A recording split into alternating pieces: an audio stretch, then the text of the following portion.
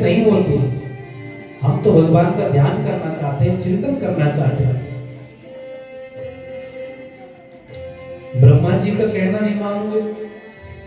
सनकादिक ऋषियों से ब्रह्मा जी ने कहा, सनकादिक चारों भाइयों ने कहा हम तो भगवान का चिंतन करेंगे। ब्रह्मा जी ने सनत कुमारों को श्राप दे दिया, जाओ तुम्हारी उम्र 5 वर्ष की ही रहेगी और तुम जाओ अपना तप में लग जाओ। वो सनत कुमार चारों भाई बद्रिकाश्रम गए, बद्रीनाथ में जप करने लगे, तप करने लगे, भगवान की भक्ति करने लगे। ब्रह्मा जी ने सबसे पहले मानस पुत्र को जन्म दिया। उसके बाद जब ब्रह्मा जी को गुस्सा आ गया कि मैंने जो संतान उत्पत्ति करी वो मेरा कहना नहीं मान रहे, वो कह रहे हैं तो जब करेंगे तब करेंगे। और जैसे ही भगवान ब्रह्मा जी को भयंकर गुस्सा आया तो बहुत से भगवान रुद्र प्रकट हुए। बोल शंकर भगवान की। अब भोलेनाथ से विधाता जी ने कहा ब्रह्मा जी ने कि आप सृष्टि के उत्पादन करो। अब भोलेनाथ जैसे वैसे सृष्टि उत्पत्ति करने लगे, भूत प्रेत डाकनी शाकनी पिशाचनी। ब्रह्मा जी बोले बस करिए महाराज, ऐसी सृष्टि थोड़ी कहा था मैंने, भूत प्रेत वाली सृष्टि नहीं। ये भूत प्रेत तो आपको ही प्रिय है, इनको अपने साथ ले जाओ और आप कैलाश पर तप करो, वहीं इनको नचाओ। भूत प्रेत डाकनी शाकनी अपने साथ ले जाओ। भोलेनाथ अपनी डाकनी शाकनी भूत प्रेत को अपने साथ ले गए। उसके बाद ब्रह्मा जी ने फिर सोचा मेरे दूसरे पुत्र भोलेनाथ रुद्र प्रकट हुए, लेकिन इन्हें भी कहना नहीं माना, जो सृष्टि में चाहता था वो उत्पन्न नहीं कर पाए। पुनः ब्रह्मा जी परेशान हो गए, अब क्या करूं, कैसे सृष्टि की उत्पत्ति करूं। अब की बार ब्रह्मा जी ने मानसिक संकल्प के द्वारा 10 ऋषियों को प्रकट किया। वो 10 ऋषि कौन से हैं? मारीच, अत्रि, अंगिरा, पुलस्त्य, पुलह, क्रतु, भृगु, वशिष्ठ, दक्ष और 10वें पुत्र नारद जी। इस 10 पुत्रों को प्राकट्य किया ब्रह्मा जी ने मन के संकल्प के अनुसार। ये सब ऋषि मानस पुत्र हैं। ब्रह्मा जी को ब्रह्मा मन से जिनको प्रकट किया, वाणी से सरस्वती मैया को उत्पन्न किया, बहुत सुंदर प्राकट हुई मां सरस्वती। उसके बाद ब्रह्मा जी छाया से कर्दम ऋषि का जन्म हुआ। सृष्टि विस्तार में आगे ब्रह्मा जी ने बाएं अंग से कन्या और दाएं अंग से पुरुष को जन्म दिया, जिनका नाम मनु और शत्रुपा। मनु और शत्रुपा से ही मानव की सृष्टि की उत्पत्ति हुई। पहले मानसिक संकल्प के अनुसार सृष्टि होती थी, लेकिन जो ये मैथुनी सृष्टि का प्रादुर्भाव हुआ वो मनु शत्रुपा से हुआ। मनु की संतान होने के नाते हम सभी लोग मनुष्य कहलाए, मानव कहलाए। तब से सृष्टि का उपाक्रम चला। मनु शत्रुपा से कालांतर में 5 संतान पैदा हुए, उसमें 2 बेटा हुए, 3 बेटियां हुई। 3 बेटियां आकुति, देवहूति और प्रसूति, और 2 पुत्र हुए, प्रियव्रत और उत्तानपाद। स्वयंभू मनु महाराज ने ब्रह्मा जी से निवेदन किया कि सृष्टि का विस्तार करना चाहता हूं, लेकिन कैसे करूं? पृथ्वी तो है ही, चारों तरफ जल ही जल, कहां रहेंगे, कहां सोएंगे, कहां बैठेंगे? महाराज पृथ्वी तो कहीं दिखाई नहीं देती, हम सृष्टि का उत्पादन करना चाह रहे हैं, लेकिन कहां करें? तब ब्रह्मा जी ने, महाराज क्या हुआ, हिरण्याक्ष नाम का जो राक्षस है पृथ्वी को हरण करके पाताल में ले गया। ब्रह्मा जी ने ध्यान लगाया तो ब्रह्मा जी ने सोचा पृथ्वी को जब तक इस धरा पे नहीं लाएंगे तब तक सृष्टि का पाकर्म कैसे चलेगा। जैसे ब्रह्मा जी ने ध्यान लगाया तो ब्रह्मा जी को छींक आ गया, और जैसे छींक आई तो 12 भगवान प्रकट हो गए। बोले 12 भगवान की जय। देखते ही देखते महाराज वो अंगूठे का स्वरूप वाला 12 भगवान भयंकर विशाल शरीर धारण कर लिया, और ये 12 अवतार शुभ अवतार में प्रकट हुए महाराज भगवान। 12 भगवान सुवर रूप में स्वयं प्रकट हुए। सुवर की नासिका बड़ी तेज होती है, सुगंध भी तेज होती है, नाखून बड़े तेज होते हैं, जमीन को खोदते हैं। ऐसी वो भयंकर बड़ी बड़ी दाढ़ें, जैसे 12 भगवान ने सुना कि हिरणाक्ष नाम का राक्षस पृथ्वी को धरातल में ले गया है, तो भयंकर गुस्सा आया 12 भगवान का, और वहीं से हिरणाक्ष को ललकारने लगे कि ये कौन है ये राक्षस जो पृथ्वी को धरातल में ले गया। 12 भगवान हिरणाक्ष को ढूंढ रहे हैं। 12 भगवान ने जैसे ध्यान लगाया, 12 भगवान को ना ये हिरणाक्ष है कौन और इसकी कैसे हिम्मत हुई कि पृथ्वी को धरातल में ले गया। उधर परीक्षित महाराज सुखदेव मुनि से प्रश्न किया कि ये हिरणाक्ष कौन था जो पृथ्वी को रसातल में ले गया। ये हिरण्याक्ष और ये था कौन? हिरण्यकश्यप और हिरण्याक्ष दो भाई थे। इसके बारे में बताइए, किसका पुत्र था और भगवान से क्यों युद्ध करना चाहता? गुरुदेव विस्तार पूर्वक इस कथा को हमें सुनाइए। ब्रह्मा जी के पुत्र मारीच हुए, इनकी पत्नी का नाम कला था।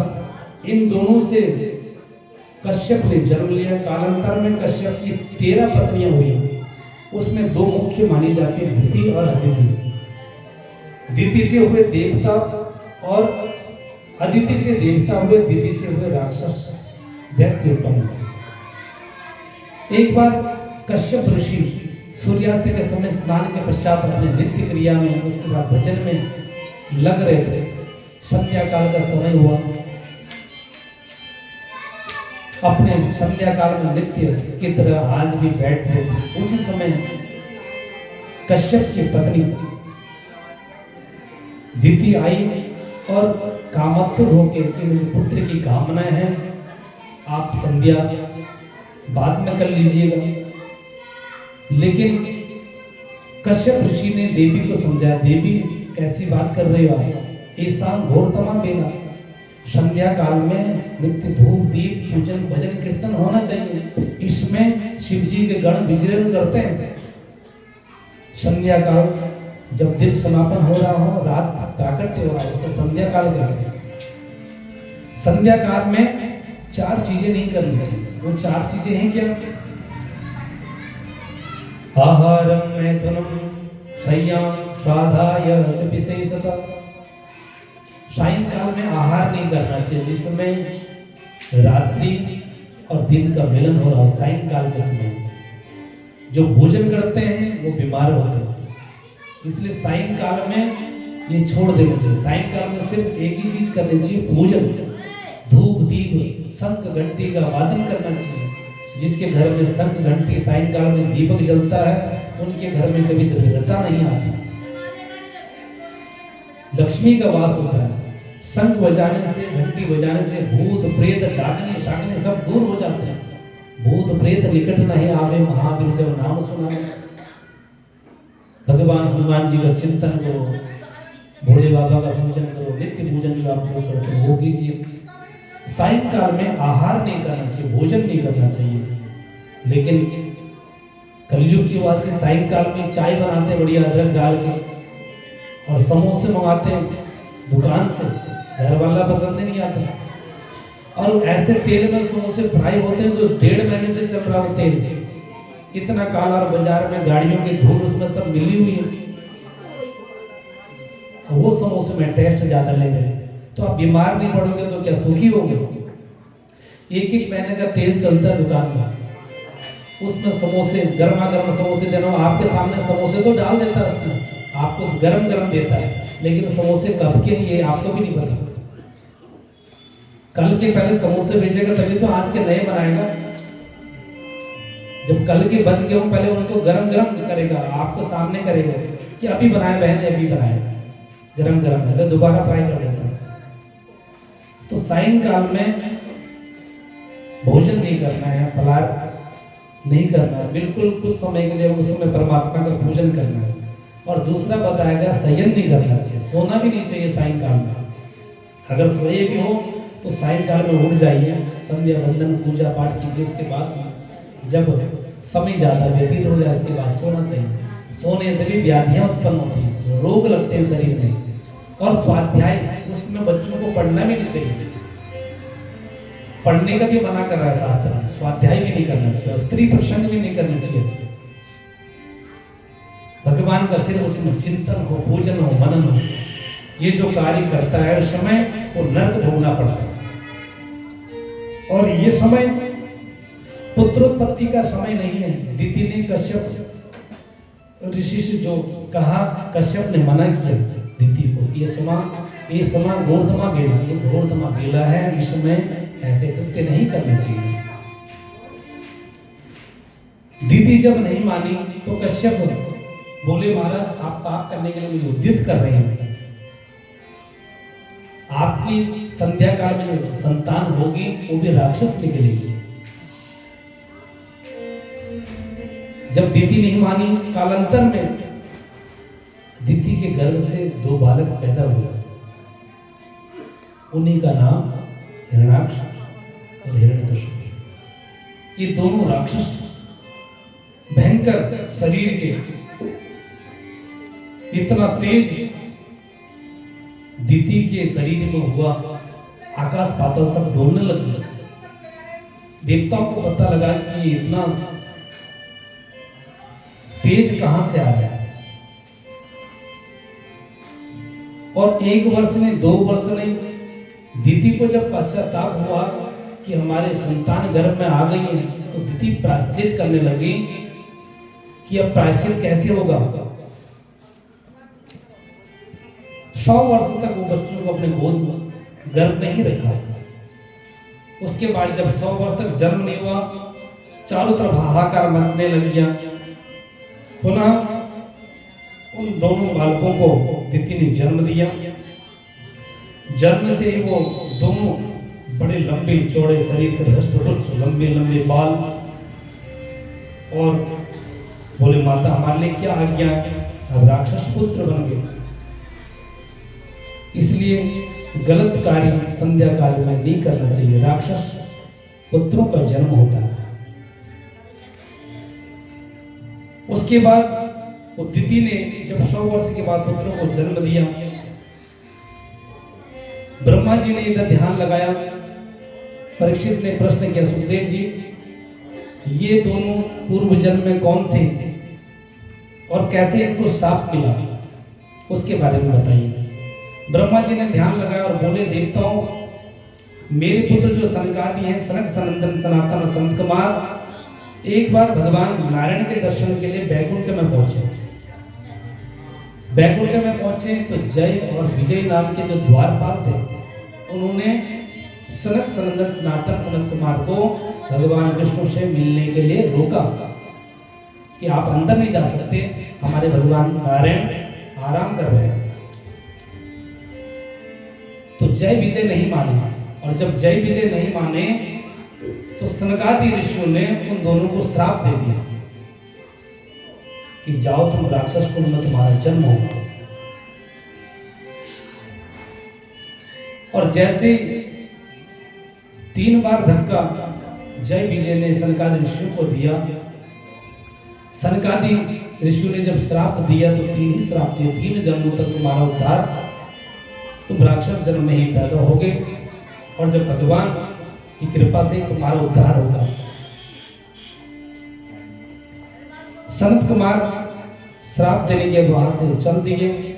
अंदर नारायण भगवान को जैसे ही पता लगा कि जय और विजय को श्राप दे दिए गया है, गुस्से में आकर सनकादि ऋषियों ने राक्षस बनने का श्राप दिया। सनत कुमारों ने द्वारपाल जय विजय को श्राप दे दिया।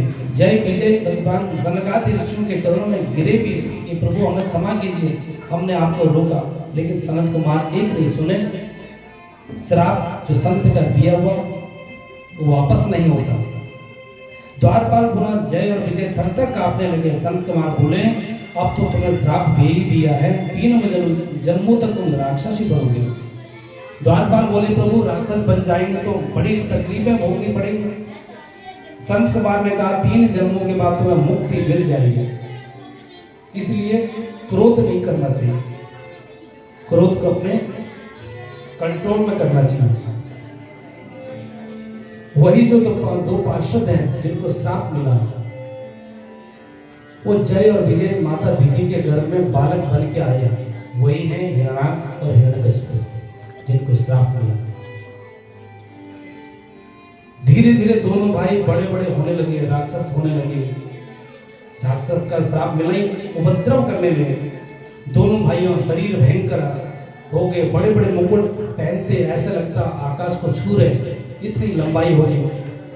अभिमान से हिरण्यकशिपु कहते हैं अभिमान को, और हिरण्याक्ष कहते हैं लोभ को। हिरण्यकशिपु कौन है? हिरण्य माने सोना, कश्यप का मतलब होता है सैया, अर्थात जिसकी सैया सोने की वह हिरण्यकशिपु है।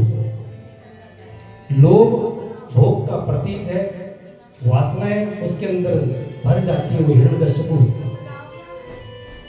राजा परीक्षित ने प्रश्न किया, सुखदेव जी हिरण्याक्ष नामक राक्षस का उद्धार प्रभु ने किस प्रकार से किया, इसके बारे में आप बताइए।